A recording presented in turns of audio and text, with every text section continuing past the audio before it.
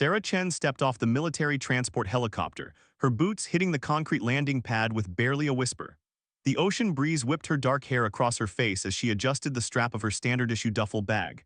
Around her, the naval base buzzed with activity, but her focus remained sharp and controlled. The morning sun cast long shadows across the compound as she made her way toward the briefing building. Her orders had been simple: report to Naval Special Warfare Command for temporary assignment. What those orders didn't mention was why a seemingly junior intelligence analyst was being sent to work with one of the most elite SEAL teams in the Navy. Sarah had spent the last 3 years building her cover identity so thoroughly that even she sometimes forgot who she really was. To everyone around her, she was just another desk jockey from naval intelligence. Quiet, bookish, perhaps a little too cautious for real fieldwork. The kind of person who analyzed data and wrote reports but never got her hands dirty. The truth was far more complex. Commander Jake Morrison was reviewing mission files when his executive officer knocked on the door. "Sir, the intelligence liaison is here." "Send them in," Morrison replied without looking up from his tactical maps. Sarah entered the office and stood at attention. "Petty Officer Second Class Chen reporting for assignment, sir." Morrison finally glanced up, taking in her slight frame and unremarkable appearance. At 5'4" with a tendency to hunch her shoulders, Sarah looked like she belonged behind a computer screen, not in a briefing room with operators who had spent years hunting their bodies and minds for war. "At ease, Chen," Morrison said, gesturing to a chair. "I'll be honest with you, I'm not sure why they're sending us an analyst for this mission. We've got our own intelligence people." "I understand your concern, sir," Sarah replied quietly. "I'm just here to provide additional support as needed." Morrison studied her for a moment. Something about her calm demeanor struck him as unusual, but he couldn't put his finger on what. Most people, especially junior personnel, showed some nervousness when first meeting him. Sarah seemed completely composed. "Well, you'll be working with Alpha Team. They're running exercises this week before we deploy. Try to stay out of their way." Alpha Team was already in the middle of their morning physical training when Sarah arrived at the compound.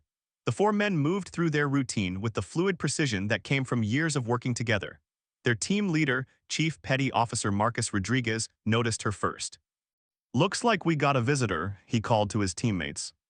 The other three men turned to look. Danny Wolf Morrison, the commander's younger brother, was the first to approach. Where Jake Morrison was all business, Danny had inherited the family charm along with their shared stubborn streak.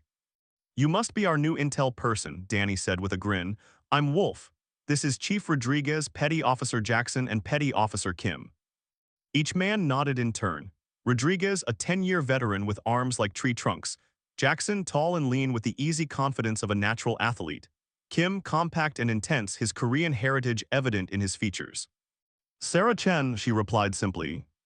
"Well, Sarah Chen," Rodriguez said, "we're just finishing up PT. You're welcome to observe if you want to see how we do things around here." What followed was an impressive display of physical conditioning. The four men moved through obstacle courses, weapons drills, and hand-to-hand combat exercises with a synchronization that spoke of countless hours of training together. Sarah watched quietly from the sidelines, making mental notes about their techniques and coordination. Not bad for a bunch of show-offs, she thought to herself. After the training session, the team gathered around a picnic table for a quick meal. Sarah sat slightly apart, opening her own simple lunch while the men discussed their upcoming deployment. "Intel says we might be looking at a hostage situation," Rodriguez explained between bites of his sandwich. "Some American contractors got grabbed in Southeast Asia, probably pirates or local militia." "Any idea on the timeline?" Jackson asked. "Could be as soon as next week. That's why we're pushing the training schedule." Danny glanced over at Sarah. "What do you think, Chen? You see anything in the intelligence reports we should know about?" Sarah looked up from her food. "The situation is still developing. More information should be available soon." Her response was diplomatic and safe. The truth was that she knew far more about the mission than anyone at the table, but revealing that knowledge would raise questions she wasn't prepared to answer. "Right," Danny said with a slight frown. "Well, if you think of anything useful, let us know." The afternoon brought weapons training, and Sarah was surprised when Rodriguez invited her to join them at the shooting range. "Might as well see what you can do with a rifle," he said. "Never know when it might come in handy." Sarah hesitated for just a moment. Her training had taught her to maintain her cover at all costs, but she also couldn't afford to appear completely incompetent. She needed to find a balance between hiding her true abilities and maintaining credibility. I've done some basic marksmanship training, she said carefully. The range was set up with targets at various distances. The team members took turns demonstrating their skills, each man placing shots with impressive accuracy. When it came to Sarah's turn, she approached the firing line with apparent nervousness. Her first few shots were deliberately wide, missing the target entirely. She could feel the men watching her, probably wondering how someone so clearly unprepared had ended up on their team. Here, let me help, Danny said, moving up beside her. You're pulling the trigger too hard, just squeeze it slowly. Sarah nodded gratefully and adjusted her stance. Her next shots were better, hitting the target but still scattered around the edges. Good enough to show improvement, but not so good as to raise suspicions. Not bad, Rodriguez commented. With some practice, you might actually hit something. That evening, Sarah sat in her assigned quarters reviewing her mission parameters. Her real orders came from a division of the government that officially didn't exist, a group so classified that most of the intelligence community had never heard of it. She had been recruited 8 years ago, fresh out of MIT with degrees in computer science and international relations. What had caught their attention wasn't just her academic achievements, but her performance in a university self-defense class where she had accidentally broken her instructor's wrist during a demonstration. Further investigation revealed that Sarah Chen was not quite what she appeared to be. Her grandfather had been a master of several martial arts, and he had begun training her when she was 5 years old. By the time she reached high school, she could have competed professionally in at least 3 different disciplines. Instead, she had chosen to hide her abilities, finding that people underestimated her when they saw only a quiet, studious girl. The government recruiters saw the potential immediately. Here was someone who could blend into any environment, who could appear harmless while possessing skills that most special operations soldiers would envy. They offered her a chance to serve her country in a way that few people ever could. The training had been unlike anything the military offered. 3 years of intensive instruction in everything from advanced combat techniques to deep cover operations. She learned to pick locks, crack safes, and kill silently with her bare hands. More importantly, she learned to hide all of these abilities so completely that even trained observers wouldn't suspect. Her cover identity as a naval intelligence analyst had been carefully constructed over several years. She had actually worked in that role, building a reputation as competent but unremarkable. Someone who could be trusted with sensitive information, but who would never be considered for dangerous field work. Now, for the first time, her two worlds were about to collide. A soft knock on her door interrupted her thoughts. She opened it to find Danny standing in the hallway, looking somewhat uncomfortable. "Hey," he said, "I just wanted to apologize if we seemed a little cold today. It's nothing personal, we've been working together for a long time, you know. It takes time to trust someone new." Sarah smiled. "I understand. I know this isn't normal procedure." "The thing is," Danny continued, "we might be going into a pretty dangerous situation soon. If you're coming with us, we need to know we can count on you." "You can count on me," Sarah replied simply. Something in her tone made Danny look at her more carefully. For just a moment, he caught a glimpse of something different in her eyes, a confidence that didn't match her shy demeanor. "All right then," he said, "get some rest. Tomorrow's going to be a long day." After he left, Sarah returned to her mission briefing. The hostage situation was more complex than the team had been told. Intelligence indicated that the kidnappers weren't common pirates or militia. They were a well-organized terrorist cell with connections to international arms dealers. More troubling was the possibility that the whole situation was a trap designed to lure American Special Operations Forces into an ambush. The contractors might already be dead, and the rescue mission could be walking into a carefully prepared killing field. Sarah's real mission was to assess the situation and, if necessary, ensure the SEAL team's survival. Her handlers had made it clear that preventing an international incident was more important than maintaining her cover. If the team walked into an ambush, she was authorized to do whatever was necessary to get them out alive. The next morning brought news that accelerated everyone's timeline. The kidnappers had made contact, demanding a ransom payment within 72 hours. More importantly, they had provided proof of life for the 3 American contractors. Commander Morrison called an emergency briefing for the entire team, including Sarah. The conference room was crowded with personnel from various departments, all focused on the large screen displaying satellite imagery of the suspected hideout. "Intelligence confirms that the hostages are being held here," Morrison said, pointing to a compound on the coast. "It's a former fishing village that's been abandoned except for our targets." The imagery showed a cluster of small buildings surrounded by jungle, with a single dock extending into a small bay. It looked isolated and defensible, Exactly the kind of place someone would choose for a hostage situation. What's the tactical situation? Rodriguez asked. Not good, Morrison admitted. The compound is on a small peninsula, so there are limited approaches. The jungle provides some cover, but they'll have clear fields of fire from the buildings. Sarah studied the imagery carefully, noting details that the others might have missed. The positioning of the buildings, the sight lines from the jungle, the depth of water around the dock. Her training kicked in automatically, calculating angles and distances. What about extraction? Jackson wanted to know. We'll have fast boats standing by in international waters. Once we secure the hostages, we make for the extraction point and get everyone out. It sounded simple enough, but Sarah could see the potential problems. The compound was too well positioned for a direct assault, and the extraction route was predictable. If this was indeed a trap, the enemy would be waiting for exactly this kind of operation. When do we leave? Danny asked. Tomorrow night, we'll approach by submarine and use inflatable boats for the final insertion. The mission window is tight, we need to be in and out before sunrise. After the briefing, Sarah found herself walking back to the barracks with the Alpha team members. The mood was serious but confident. These men had done this kind of thing before, and they trusted their training and each other. What do you think, Chen? Rodriguez asked. Anything in the intelligence reports that concerns you? Sarah hesitated. Her orders were to maintain her cover, but she also had a responsibility to keep these men alive. She decided to walk a careful line. The compound seems very well positioned for defense, she said slowly. It might be worth considering alternative approaches. Like what? Danny asked. I don't know. I'm just saying it looks like the kind of place someone would choose if they wanted to control the tactical situation. Rodriguez nodded thoughtfully. That's not a bad point. We'll run through some different scenarios during today's planning session. That afternoon, Sarah watched the team rehearse their assault plan using a mock-up of the compound. Their coordination was impressive, each man knowing exactly where to be and what to do. But she could see the flaws in their approach, the places where an enemy with advance warning could turn their precision against them. The plan called for a synchronized assault on 2 buildings, while Kim provided overwatch from the jungle. It was a solid plan for most situations, but it assumed that the enemy would be positioned defensively rather than lying in ambush. Sarah's real concern was intelligence she couldn't share. Her handlers had intercepted communications suggesting that the terrorist cell had been expecting American forces for weeks. They had turned the compound into a carefully prepared trap with hidden positions and pre-planned fields of fire. If Alpha Team went in according to their current plan, they would be walking into a massacre. That evening, Sarah made a decision that would change everything. She couldn't reveal her true mission, but she could find a way to help the team without compromising her cover. It would require careful maneuvering and a lot of luck, but it was better than watching good men die.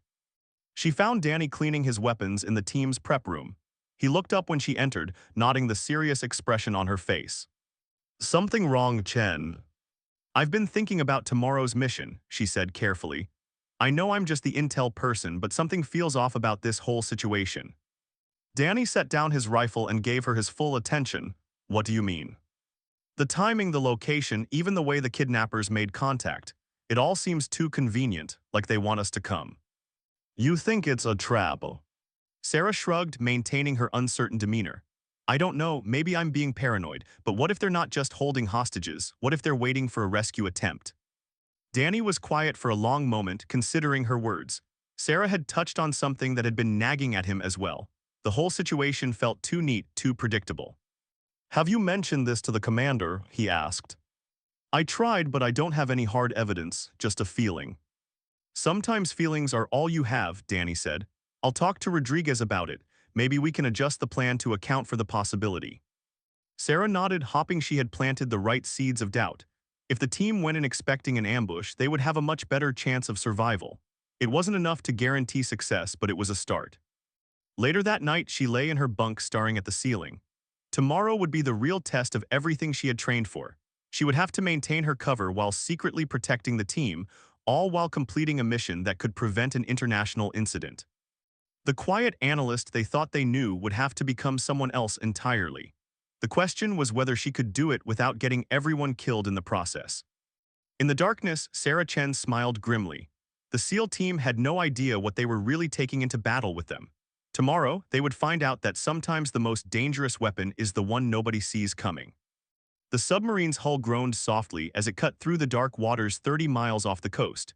Sarah sat in the cramped compartment with Alpha Team, checking her gear for the third time. The men around her moved with practiced efficiency, their faces painted with camouflage and their weapons cleaned to perfection.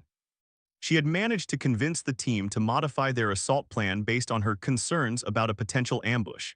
Instead of the direct two-pronged attack they had originally planned, they would now approach more cautiously, with Kim conducting extended reconnaissance before the main assault began. "Radio check," Rodriguez whispered into his headset. Each team member confirmed their communications were working properly. Sarah adjusted her own headset, nodding the weight of the pistol concealed beneath her oversized tactical vest. Commander Morrison appeared in the doorway. 30 minutes to insertion point. Weather's holding steady and intelligence confirms no patrol boats in the area. "Roger that, sir," Rodriguez replied. "We'll be back before breakfast." Morrison's gaze lingered on Sarah. "Chen, you're sure you're ready for this? It's not too late to keep you on the sub." "I'll be fine, sir," Sarah said, projecting just enough nervousness to seem authentic while hiding her true confidence. The truth was that she had done insertions like this dozens of times, though always alone and never with a team that didn't know her real identity. Working with Alpha Team would require her to constantly balance between appearing competent enough to be useful while hiding the full extent of her training. 20 minutes later, they were sliding through the water in an inflatable boat, its electric motor running nearly silent. The coastline appeared as a dark mass against the slightly lighter sky, with no visible lights to indicate human activity. Rodriguez checked his GPS coordinates and pointed toward a small cove half a mile from their target. "That's our landing zone. Remember, we go in quiet and stay quiet until we know what we're dealing with." Sarah studied the shoreline through night vision goggles, automatically cataloging potential ambush points and escape routes. Her grandfather had taught her that survival often depended on seeing what others missed, and right now she was seeing plenty that concerned her. The cove was too perfect, hidden from casual observation but with clear access to the target area. If she were planning an ambush, this was exactly where she would expect the enemy to land. "Chief," she whispered to Rodriguez, "that cove looks like the obvious choice. Maybe too obvious." Rodriguez glanced at her, then studied the shoreline more carefully. After a moment, he pointed to a rockier section of coast about 200 yards south of the cove. "Change of plans," he told the others. "We'll land there instead." It was a good decision that might save their lives, though they wouldn't know it until later. The rocky shore made for a more difficult landing, but they managed to beach the boat without making any significant noise. Rodriguez and Jackson quickly camouflaged it while Sarah and the others established a small perimeter. The jungle was thick and humid, filled with the sounds of insects and small animals. Sarah moved through it with an ease that surprised her teammates, her footsteps nearly silent despite the challenging terrain. "For an intel person, you move pretty good in the bush," Danny whispered as they paused to check their direction. "I did some outdoor training," Sarah replied quietly, which was technically true. Her survival courses had included everything from Arctic conditions to tropical jungles. They reached their overwatch position just as Kim was preparing to move forward for reconnaissance. The terrorist compound lay below them, a collection of 5 buildings arranged around a central courtyard. Dim lights showed in 2 of the structures, but there was no sign of guards or movement. "Too quiet," Rodriguez murmured, echoing Sarah's thoughts. Kim slipped away into the darkness, moving like a shadow through the jungle. He was Alpha Team's best scout, capable of getting closer to an enemy position than seemed humanly possible. If anyone could detect an ambush, it would be him. Sarah used the waiting time to study the compound more carefully. Her trained eye picked out details that might escape casual observation. The way certain windows had been blocked up, the fresh earthworks around 2 of the buildings that suggested newly installed fighting positions, the complete absence of any guards, which was suspicious in itself. 15 minutes later, Kim's voice crackled in their earpieces. "I'm in position. I can see 2 subjects in the main building, but something's not right. There are fighting positions dug in around the perimeter that weren't visible in the satellite photos. This place is set up for an ambush." Rodriguez cursed softly, "Can you see the hostages?" "Negative, but there's movement in the building to the south. Looks like at least 4 more subjects, all armed." Sarah felt a chill of confirmation. Her instincts had been correct. This was definitely a trap. The question now was whether they could turn the tables on their would-be ambushers. "What's the call, Chief?" Jackson asked. Rodriguez was quiet for a long moment, weighing their options. They could abort the mission, but that would mean leaving the hostages to die. They could proceed with the assault, but that would likely result in casualties among his team. Sarah made a decision that would expose more of her capabilities than she wanted, but which might save everyone's lives. "Chief," she whispered, "what if we turn their ambush against them? If they're expecting us to assault the buildings, maybe we do something they're not prepared for." "Like what?" Sarah was quiet for a moment, her mind racing through tactical possibilities. What if we make them think we've taken the bait, but actually position ourselves to hit them when they spring their trap? Rodriguez looked at her with new interest. "Go on." Kim said there are fighting positions around the perimeter. Those positions are designed to catch us in crossfire when we assault the buildings. But they also create blind spots, if we can get into those blind spots without being detected. "We'd be inside their perimeter when they open fire," Danny said, understanding immediately. "They'd be shooting at empty jungle while we hit them from behind." "It's risky," Rodriguez said. "One mistake and we're caught in the middle of their kill zone." Sarah nodded, but right now they have all the advantages. This might be our only chance to even the odds. What she didn't tell them was that she had memorized the positions of every fighting position Kim had reported, and her tactical training told her exactly how to exploit their arrangement. The terrorist cell had prepared for a conventional assault, not for enemies who could move through their defenses undetected. "Kim," Rodriguez said into his radio, "can you mark the exact positions of those fighting holes? We're going to try something different." Over the next few minutes, Kim used his laser designator to mark each enemy position for the team. Sarah studied the pattern carefully, confirming her analysis of their defensive setup. "All right," Rodriguez said finally. "We'll try Chen's idea, but if this goes wrong we extract immediately. Understood?" Everyone nodded, though Sarah could see the doubt in their eyes. They were trusting their lives to a plan suggested by someone they saw as an inexperienced analyst. The next phase would require them to split up, with each team member approaching a different section of the perimeter. Sarah would be on her own for the first time since the mission began, which meant she could finally stop hiding her true abilities. "Chen, you take the north approach," Rodriguez decided. "It's the safest route if things go bad. Stay low and wait for our signal." Sarah wanted to argue that she should take the most dangerous approach, but that would raise questions she couldn't answer. Instead, she nodded and began making her way through the jungle toward her assigned position. Moving alone through hostile territory felt natural to her in a way that surprised her. This was what she had trained for during those long months at the classified facility. Every shadow was a potential hiding place, every sound a possible threat to be evaluated and responded to. She reached her position and realized that the safest route Rodriguez had given her actually provided the best view of the entire compound. From here, she could see things that the others would miss from their positions, including the fact that there were more enemies than Kim had reported. Sarah counted at least 8 heat signatures through her thermal scope, plus 3 more that might be guards or hostages. The terrorists had positioned themselves perfectly to massacre any assault team that approached conventionally. "Alpha Team, this is Chen," she whispered into her radio. "I'm seeing additional heat signatures. There are more of them than we thought." Rodriguez's voice came back tense. "How many more?" "At least 4 additional subjects, possibly more in the buildings." There was a pause as Rodriguez processed this information. With odds of 2 to 1 against them, even a perfect ambush would be dangerous. Sarah made another decision that would reveal more of her training than she wanted. "Chief, I might have an idea, but you're not going to like it." "I'm listening." "What if someone created a distraction on the south side while the rest of you moved into position? Draw their attention away from your approaches." "Absolutely not," Rodriguez replied immediately. "Too dangerous." "It could work," Sarah insisted. "Just something to make noise, make them think the assault is coming from that direction." What she was really proposing was to single-handedly take on half the enemy force while the others positioned themselves for the ambush.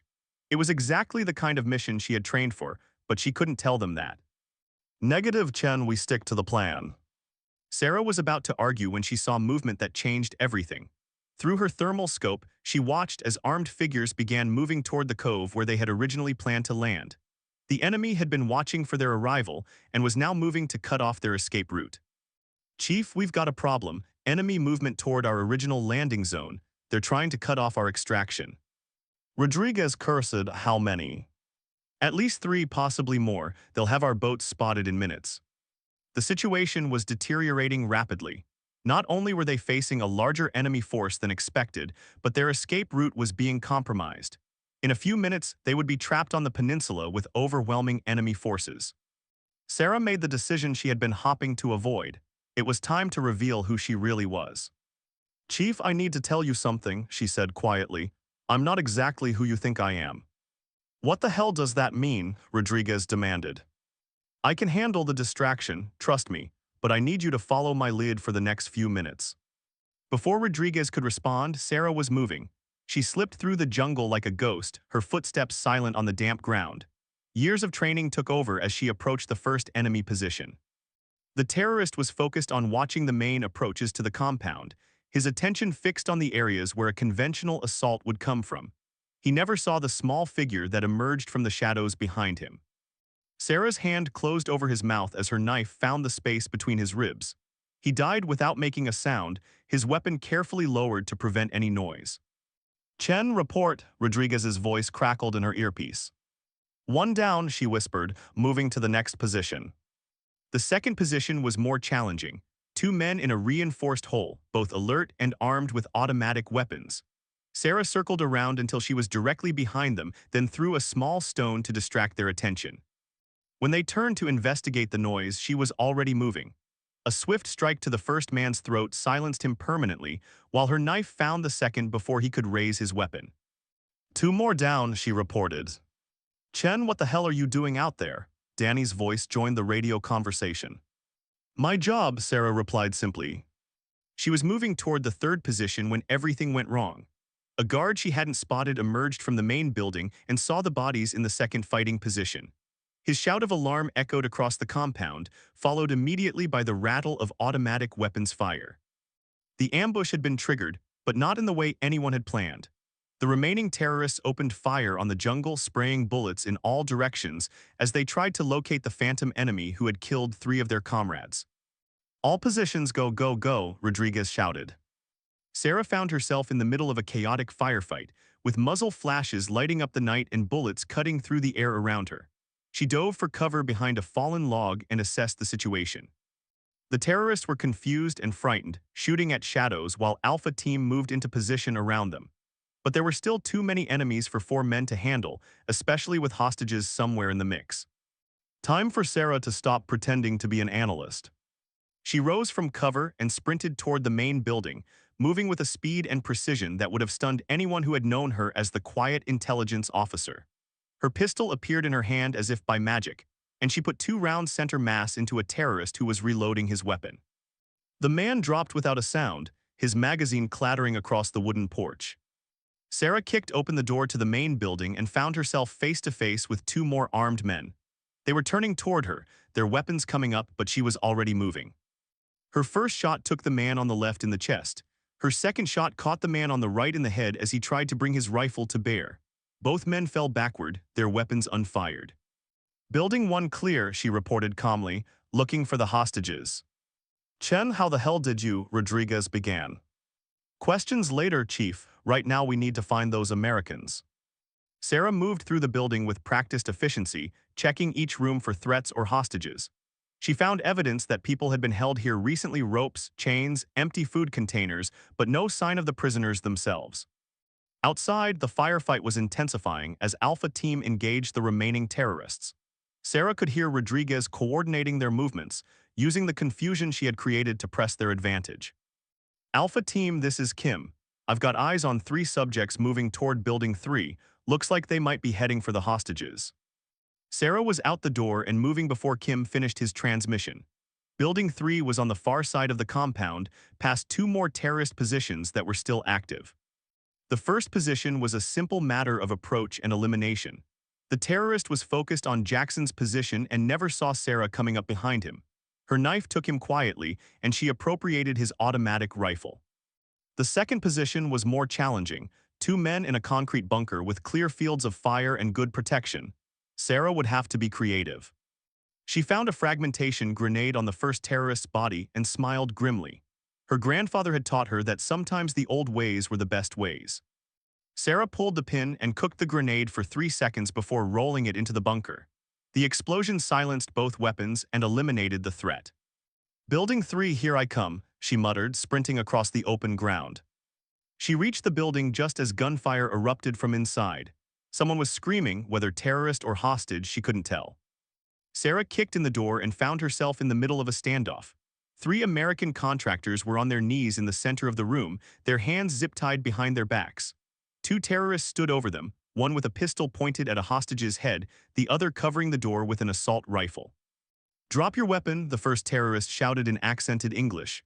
"Drop it or I kill them all." Sarah let her rifle clatter to the floor, raising her hands as if in surrender. "Don't shoot, I'm just an analyst." The terrorist with the assault rifle stepped forward to secure her weapon, which was exactly what she had been hoping for. Sarah's hand shot out and grabbed the rifle barrel, yanking it aside as her knee came up into the man's groin. He doubled over in pain, and she broke his neck with a swift twist. The second terrorist was bringing his pistol around toward her when one of the hostages made a desperate move. The contractor threw himself sideways, knocking the gunman off balance. Sarah was moving before the terrorist could recover. Her knife flew across the room and took him in the throat, ending the threat permanently. "Everyone stay down," she shouted as she cut the zip ties binding the hostages. "We're getting you out of here." "Who the hell are you?" one of the contractors gasped. "Someone who was tired of being underestimated," Sarah replied. Outside, the gunfire was tapering off as Alpha Team finished mopping up the remaining terrorists. Sarah helped the hostages to their feet and checked them for injuries. All three men were bruised and dehydrated, but otherwise unharmed. "Alpha Team, this is Chen," hostages secured, 3 Americans all mobile. "Outstanding work, Chen," Rodriguez replied. "How many more tangos in your area?" "All down, building 3 is secure." There was a pause on the radio, and Sarah could imagine the expressions on the team members' faces. The quiet analyst they had been protecting all week had just single-handedly cleared half a terrorist compound. "Copy that. Kim reports all perimeter positions are down. We need to move to extraction immediately. Enemy reinforcements could arrive at any time." Sarah gathered the hostages and led them toward the designated rally point. As they moved through the compound, she saw Alpha Team emerging from their various positions, all 4 men uninjured but looking somewhat stunned. Rodriguez approached her with an expression that mixed admiration with suspicion. "We need to have a conversation when we get back." "I figured we might," Sarah replied. The extraction went smoothly. They made it to their backup landing site without encountering any additional enemy forces, and the submarine pickup went according to plan. It wasn't until they were safely underwater and heading for international waters that anyone had time to process what had really happened. Sarah sat in the cramped submarine compartment, finally allowing herself to relax as the rescued contractors received medical attention. Around her, Alpha Team was quietly discussing the mission, their voices filled with questions they didn't quite know how to ask. Danny was the first to approach her directly. "So," he said, settling into the seat across from her, "want to explain how a naval intelligence analyst just took down half a terrorist cell?" Sarah looked at him calmly. "Would you believe advanced training?" "Not unless it was really advanced," Rodriguez said, joining the conversation. "I've seen special operations soldiers who couldn't move like you did tonight." Sarah was quiet for a moment, considering how much she could reveal without completely blowing her cover. The mission was over, but there would be other missions, other times when she needed to maintain her analyst identity. "Let's just say that not everyone in naval intelligence sits behind a desk all day," she said finally. Kim had been listening from across the compartment. "That knife throw was perfect," he commented. "Takes years to learn that kind of precision." "Lucky throw," Sarah said with a slight smile. "Right," Jackson said skeptically. "And that thing where you cleared 3 buildings by yourself, also lucky." Sarah shrugged. "Sometimes you have to do what the situation requires." Rodriguez studied her for a long moment. "Chen, I don't know who you really are, but I know you just saved our lives tonight. That compound was a perfect trap, and we would have walked right into it if you hadn't been there." "We all did our jobs," Sarah replied. "That's what matters." But even as she said it, she knew that things had changed. Alpha Team would never see her the same way again, and word would spread about the quiet analyst who had turned into a one-woman assault force when the mission required it. Her handlers weren't going to be happy about the exposure, but Sarah found that she didn't care as much as she should have. For the first time in years, she had worked with people who appreciated her abilities instead of forcing her to hide them. Maybe it was time to stop being quite so invisible. The submarine continued its journey through the dark waters, carrying a team of warriors who had learned that sometimes the most dangerous person in the room was the one nobody suspected. The debriefing room at Naval Special Warfare Command felt different when Sarah walked in 3 days after their return. Where before she had been just another intelligence officer attending a routine mission review, now she was the center of attention in a room full of people trying to understand what had happened in that terrorist compound. Commander Morrison sat at the head of the conference table, his expression unreadable as he studied the mission report spread before him. Alpha Team occupied one side of the table, while representatives from naval intelligence and other agencies filled the remaining seats. Sarah took her assigned chair and waited. She had spent the last 3 days in isolation, supposedly for medical evaluation, but actually while her handlers decided how to handle her exposure. The story they had crafted was plausible but incomplete. She had received additional combat training as part of a classified intelligence program, but the full extent of her capabilities remained hidden. "Let's start from the beginning," Morrison said, activating a digital recorder. "Rodriguez, walk me through the mission timeline." Chief Rodriguez cleared his throat and began recounting the events from their insertion to extraction. His account was factual and professional, but Sarah could hear the undertone of confusion in his voice when he described her actions. At approximately 2:45 hours, Petty Officer Chen departed her assigned position and began engaging enemy forces independently, Rodriguez said, glancing at Sarah.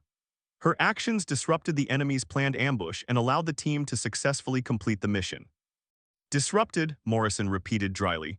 "According to the body count, she eliminated 7 enemy combatants single-handedly. That's more than the rest of Alpha Team combined." "Yes, sir," Rodriguez replied. "Her performance was exceptional." Morrison turned his attention to Sarah. "Petty Officer Chen, would you care to explain how an intelligence analyst managed to outperform a team of Navy SEALs in combat?" Sarah had prepared for this question, but the careful balance between revelation and concealment was delicate. "Sir, as part of my intelligence training, I received instruction in close-quarters combat and tactical operations. The situation required me to use those skills." "What kind of instruction?" asked a woman Sarah didn't recognize, though her expensive suit and confident demeanor suggested she was from a 3-letter agency. "Combat survival training, sir. Techniques for operating behind enemy lines if intelligence gathering required it." It was technically true, though it understated her abilities by about 90%. Morrison leaned back in his chair. "Chen, I've been in this business for 20 years. I've seen intelligence operatives with combat training. What you did wasn't survival training, it was surgical precision under fire. Where did you really learn to fight like that?" Before Sarah could answer, the door opened and a man in a Navy captain's uniform entered. Sarah recognized him immediately, though she kept her expression neutral. Captain David Harrison was her actual commanding officer, though his position was so classified that few people in the Navy knew he existed. "Gentlemen, ladies," Harrison said, taking a seat at the table. "I apologize for the interruption, but I need to address some aspects of this debriefing." Morrison frowned. "Captain, I wasn't aware you were involved in this operation." "Petty Officer Chen falls under my command for certain specialized assignments," Harrison explained carefully. "Her performance during this mission was within the parameters of her training and authorization." The woman in the suit leaned forward. "Captain, perhaps you could elaborate on the nature of this specialized training. My agency has a legitimate interest in understanding the capabilities of personnel operating in our areas of responsibility." Harrison's smile was polite but cold. "I'm afraid that information is compartmentalized above your current clearance level. What I can tell you is that Petty Officer Chen acted appropriately given the circumstances of the mission." Sarah could see the frustration on several faces around the table. They had witnessed something they couldn't explain, and now they were being told they didn't have the clearance to understand it. Danny Morrison spoke up for the first time. "Sir, with respect, we have a right to know about the capabilities of personnel assigned to our team. Chen saved our lives, but if we're going to work together again, we need to understand what she can do." "That's a fair point," Harrison acknowledged. "Rodriguez, what's your assessment of Chen's integration with your team?" Rodriguez was quiet for a moment, choosing his words carefully.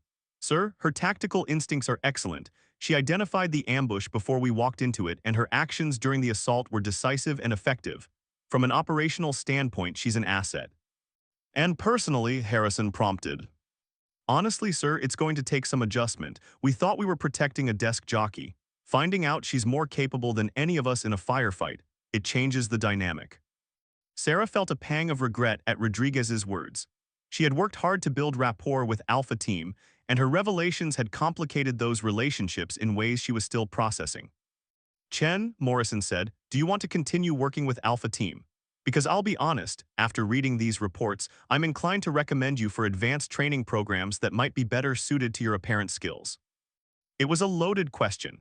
Sarah's cover identity as an intelligence analyst was becoming harder to maintain, but moving to a more elite unit would expose her to greater scrutiny and potentially compromise future missions.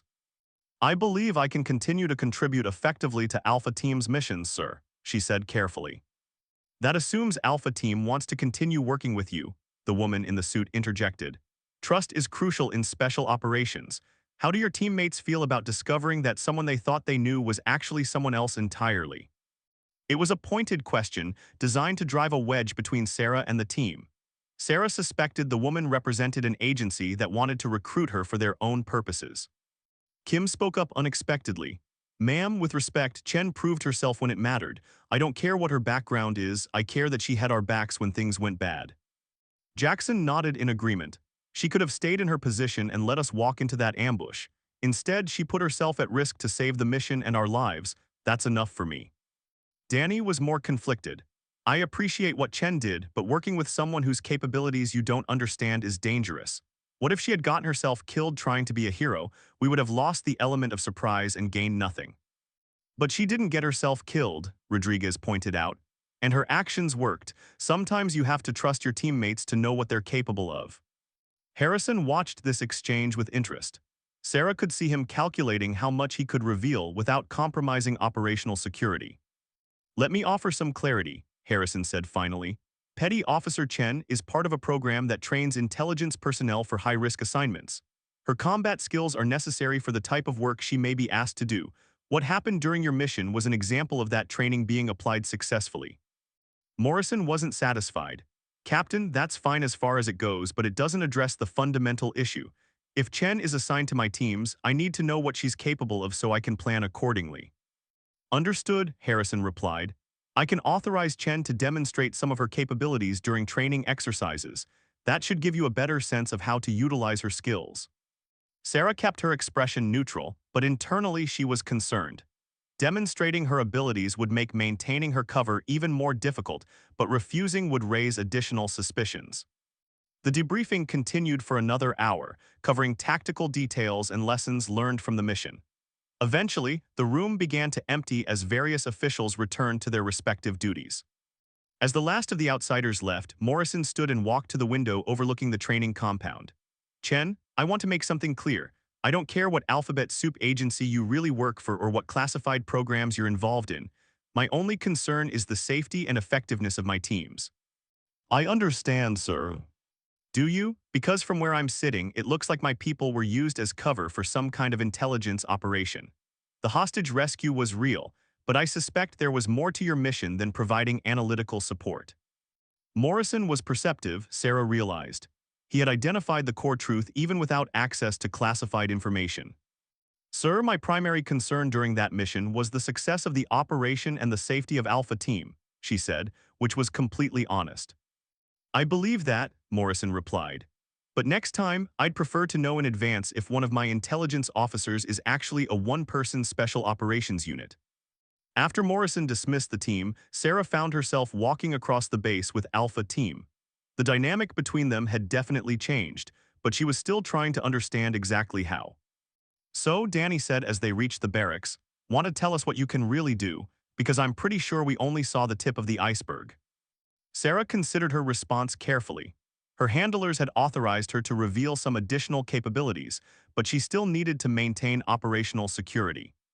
How about I show you during tomorrow's training, she suggested. Might be easier than trying to explain. Rodriguez grinned. Now that should be interesting. I'm curious to see what you consider normal training. Just don't hurt us too badly, Jackson added. Some of us aren't superhuman. That evening, Sarah sat in her quarters reviewing her situation. The mission had been successful, but it had also fundamentally altered her position within the Navy. She was no longer just a quiet analyst who occasionally provided support to special operations teams. She had become something else entirely, a hybrid between intelligence officer and combat operator that didn't fit neatly into any existing category. Her secure phone rang, and she answered it immediately. Agent Chen, Captain Harrison's voice was calm but serious. I've been reviewing the debriefing transcripts. Your performance exceeded expectations, but the exposure was greater than we anticipated. Yes, sir, I'm aware of the complications. The question now is how we proceed. Your cover identity as a standard intelligence analyst is no longer viable with Alpha Team, but we may be able to construct a new identity that allows you to continue operating with special operations units. Sarah was quiet for a moment, considering the implications. What would that involve? Officially, you would become part of a classified training program that produces intelligence officers with enhanced tactical capabilities. It's close enough to the truth to be believable, and it would explain your skills without revealing the full extent of your training. And unofficially, you would continue your current mission profile, but with greater integration into special operations units. You've proven that you can work effectively with teams like Alpha Squad while maintaining operational security. It wasn't ideal, but it was better than being pulled from field operations entirely. Sarah had discovered that she preferred working with a team to the isolation of solo missions.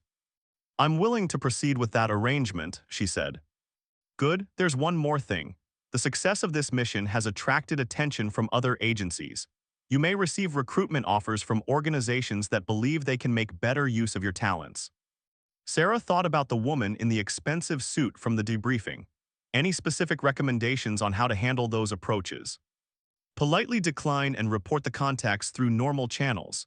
Your current assignment remains your priority. After ending the call, Sarah lay back on her bunk and stared at the ceiling. Tomorrow would bring new challenges as she tried to find a balance between her real identity and her cover story. Alpha Team was beginning to accept her as something more than an analyst, but they still didn't know the full truth about her capabilities. The next morning brought a training exercise that would test everyone's assumptions about what Sarah Chen could really do.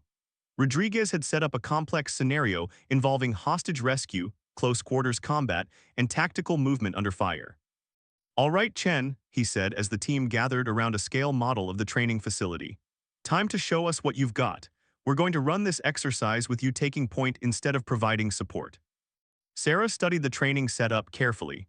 It was designed to test the limits of what a special operations team could accomplish, with multiple objectives and limited time to complete them. Rules of engagement, she asked. Standard training protocols, non-lethal ammunition, but treat it as live fire. The hostages are instructors from other teams, so they'll be evaluating our performance. Danny pointed to the model. We've got simulated civilians in 3 different buildings, with opposing forces positioned throughout the complex. Normal protocol would be to clear each building systematically, but that takes time we don't have. Sarah nodded, her mind already calculating alternatives. What if we don't clear the buildings at all? What do you mean? Kim asked. What if we go straight for the hostages and ignore the opposing forces until they become a direct threat? Rodriguez frowned. That's not how we usually operate, too much risk of leaving enemies behind you. Sometimes fast is better than thorough, Sarah replied, especially if you can move faster than the opposition can react. It was a philosophy that came from her solo mission training, where speed and unpredictability often mattered more than overwhelming force. All right, Rodriguez said after a moment, your show, how do you want to run it? Sarah spent the next few minutes outlining an approach that emphasized speed and surgical precision over methodical clearing procedures. Alpha Team listened with growing interest as she described movement patterns and coordination techniques they had never encountered. That's either going to work perfectly or get us all killed, Jackson commented. Only one way to find out, Sarah replied with a smile. The exercise began at dawn, with Sarah leading Alpha Team into the training complex. Instead of the careful, methodical advance they normally used, she set a pace that kept the opposing forces constantly off balance. Her movement through the buildings was like nothing the team had seen before. She seemed to flow around obstacles and threats, appearing where enemies least expected her and disappearing before they could respond effectively. Contact left, Danny called out as simulated gunfire erupted from a second-story window. Instead of taking cover and returning fire, Sarah was already moving. She sprinted directly toward the building, using its own structure to shield her from the shooter's angle of fire. By the time the opposing force could reposition, she was inside the building and moving toward their position. The sound of a brief scuffle came through the walls, followed by Sarah's voice on the radio. 1 tango down, 2nd floor clear. How the hell did she get up there so fast? Kim muttered. The pattern repeated throughout the exercise. Sarah would identify threats and neutralize them with a speed that left both her teammates and the opposing forces struggling to keep up. She moved through the complex like she had blueprints memorized, always seeming to know exactly where to go next. When they reached the first group of hostages, Sarah had already eliminated the guards and was cutting their restraints before the rest of Alpha Team even arrived. Building 1 secure, Rodriguez reported, his voice carrying a note of amazement. The second building presented a more complex challenge, with hostages scattered across multiple floors and a larger number of opposing forces. Sarah studied the situation for exactly 15 seconds before making her decision. "I'm going in through the roof," she announced. "Give me 2 minutes, then make noise at the front entrance." Before anyone could object, she was gone, scaling the side of the building with an agility that defied explanation. Danny watched her disappear over the roofline and shook his head. "Rodriguez, what exactly did we get ourselves into?" "I'm starting to think we got ourselves a guardian angel," Rodriguez replied. "A really dangerous guardian angel." The distraction at the front entrance worked perfectly. While the opposing forces concentrated their attention on Alpha Team's simulated assault, Sarah was systematically eliminating guards and freeing hostages from the upper floors. "Hostages secured," she reported. "Upper levels clear, moving to assist with ground floor." By the time the exercise ended, Alpha Team had completed all objectives in record time with 0 simulated casualties. The opposing force instructors were shaking their heads in disbelief as they reviewed what had happened. "Chen," Rodriguez said as they gathered for the post-exercise debrief, "I don't know what that was, but it wasn't anything they taught us in SEAL training." Sarah wiped sweat from her forehead and tried to look modest. "Different training, different techniques." "Different planet, more like it," Jackson added. "I've never seen anyone move like that." The truth was that Sarah had been holding back significantly. Even while demonstrating capabilities beyond those of a normal intelligence analyst, she had been careful not to reveal the full extent of her training. The team had seen perhaps 30% of what she could actually do. Danny approached her with an expression that mixed admiration and concern. "Chen, can I ask you something?" "Sure. Are you even humans?" Sarah laughed, the first genuinely relaxed moment she had experienced since the mission began. "Last time I checked." "Because watching you work, it's like you're operating on a completely different level than the rest of us. It's impressive, but also kind of intimidating." Sarah's expression grew more serious. "Danny, I'm still the same person you met a week ago. I just have some additional skills that I haven't had reason to use before." "Are you though? Because the person I met seemed nervous about basic marksmanship. The person I just watched could probably take on half the base single-handed." It was a fair point, and Sarah struggled to find an answer that was both honest and safe. People are complicated. Sometimes we're more than we appear to be. That afternoon, Captain Harrison arrived to observe Sarah's integration with Alpha Team. He watched from a distance as she participated in additional training exercises, this time working more collaboratively with the team rather than taking the lead. "How's it going?" he asked Rodriguez during a break. "Honestly, sir, it's like having a cheat code," Rodriguez replied. "She makes everything we do easier, but it's also changing how we operate. We're starting to rely on capabilities that only she has." Harrison nodded thoughtfully. "Is that necessarily a bad thing?" "Not bad, but different. We've always been a team where everyone had similar capabilities. Now we have someone who can do things the rest of us can't. It changes the dynamic." "For better or worse?" Rodriguez watched Sarah helping Kim practice a particularly difficult climbing technique. "Better, I think, but it's going to take some adjustment." That evening, Sarah found herself in an unexpected conversation with Danny as they cleaned their weapons after the day's training. "Can I tell you something?" Danny said quietly. "Of course. When I first met you, I thought you were just another analyst who was going to slow us down and maybe get herself killed. I was kind of annoyed that we had to babysit you." Sarah looked up from her rifle, and now I'm wondering if we're the ones who need babysitting." They worked in comfortable silence for a few minutes before Danny spoke again.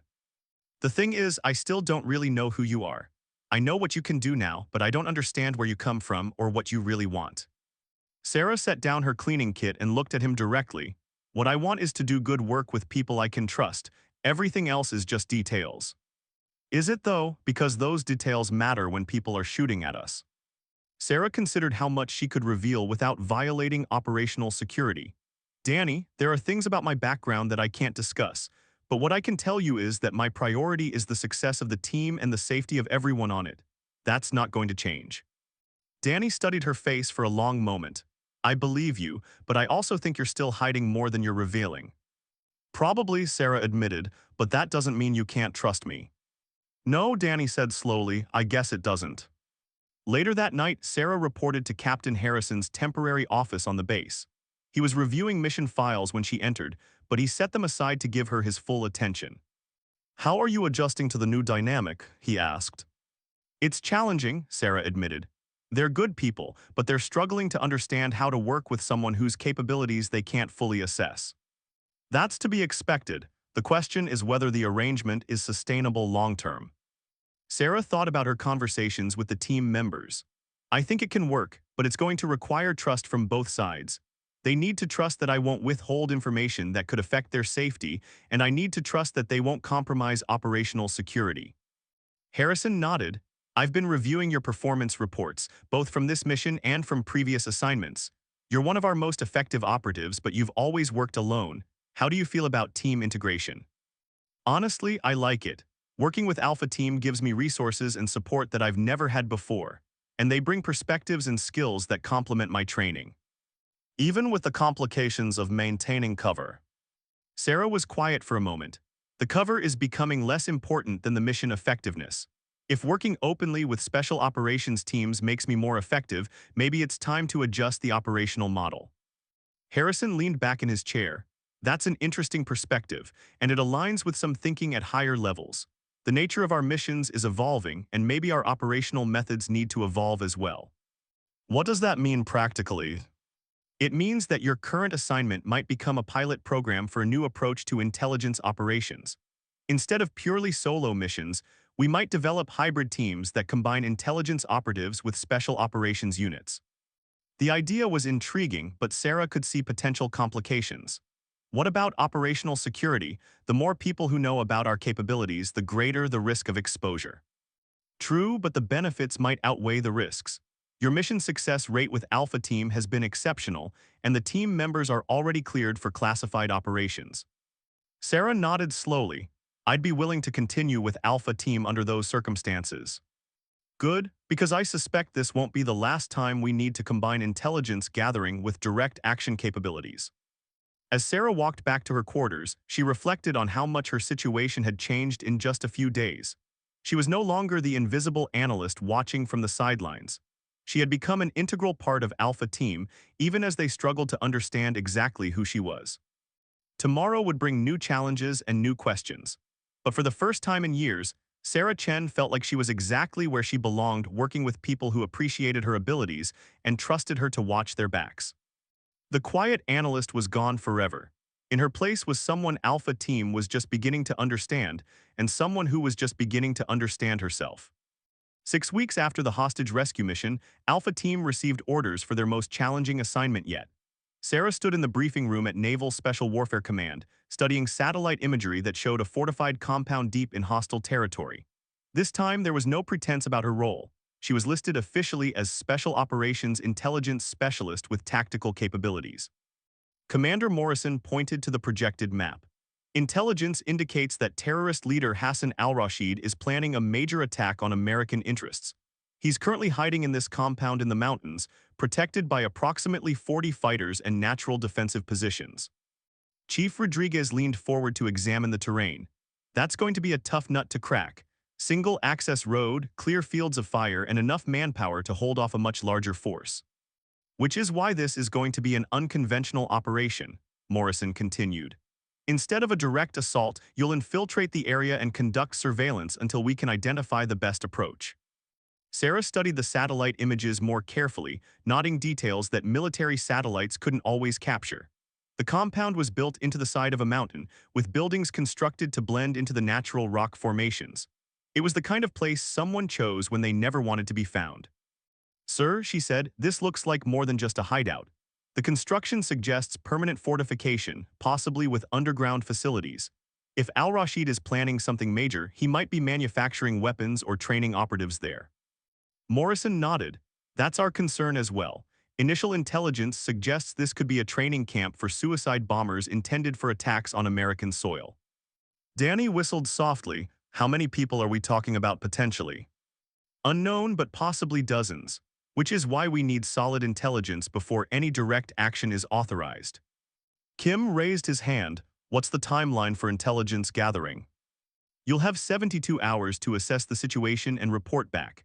Based on your findings, higher command will decide whether to authorize a direct assault or call in airstrikes. The mission parameters were more complex than their previous operation. Instead of a quick strike, they would need to maintain concealment while gathering detailed intelligence about enemy capabilities and intentions. It was exactly the kind of mission that Sarah's training had prepared her for, though she had never done it with a four-man team. After the briefing, Alpha Team gathered in their planning room to develop their operational strategy. Sarah spread topographical maps across the table and began marking potential approach routes. The main road is obviously out, Rodriguez said, too exposed and they'll have it watched. There's a hiking trail that comes within 2 miles of the compound, Jackson pointed out. We could approach from the northeast and set up an observation post here. He indicated a ridgeline that overlooked the target area. Sarah traced the trail with her finger, calculating distances and elevation changes. That trail is used by local hunters and farmers. If we're not careful, we could be spotted by civilians who might report our presence.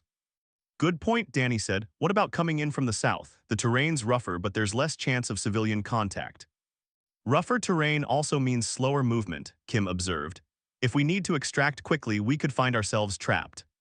Sarah had been quiet during this exchange, but now she spoke up with an idea that surprised everyone. What if we don't try to hide from the civilians? The team looked at her with confusion. Explain, Rodriguez said. Sarah pointed to a small village about 5 miles from the target compound. This village has been there for generations. The people know every trail, every hiding spot, every change in the local environment. Instead of avoiding them, what if we approach them as allies? That's a huge risk, Danny said immediately. If they're sympathetic to the terrorists, we're walking into a trap. But if they're not sympathetic, they could provide intelligence and support that we can't get any other way, Sarah countered. According to the cultural briefing, this region has been targeted by terrorist recruitment. Many of the villagers have lost family members to terrorist violence. Rodriguez was intrigued despite his caution. How would that work operationally? Sarah had already been thinking through the details. I go in first alone as an aid worker or journalist. I assess the local sentiment and identify potential allies. If the situation is favorable, I signal for the team to approach openly as American military personnel conducting counterterrorism operations. And if the situation is unfavorable, Jackson asked. Then I disappear and we fall back to conventional infiltration methods. The plan was unconventional and risky, but it offered advantages that purely military approaches couldn't provide. Local knowledge, potential safe houses, and the possibility of real-time intelligence from people who lived in the area. I don't like the idea of you going in alone, Danny said. Too many things could go wrong. It's what I'm trained for, Sarah replied simply, and will maintain radio contact throughout. Rodriguez considered the proposal carefully. As team leader, the final decision was his, and Sarah could see him weighing risks against potential benefits. All right, he said finally. We'll prepare both approaches. Chen goes in first to assess the civilian situation. If that doesn't work out, we fall back to conventional infiltration. Either way, we'll have options. 2 days later, Sarah found herself walking along a mountain trail toward the village of Kandahar, carrying a backpack filled with medical supplies and wearing the clothes of an international aid worker. Her cover story was simple. She was a nurse working for a humanitarian organization, assessing medical needs in remote villages. The village consisted of about 30 houses clustered around a small mosque and marketplace. Children played in the dusty streets, while women worked in small gardens and men gathered in the shade to discuss local affairs. It looked peaceful, but Sarah knew that appearances could be deceiving in this part of the world.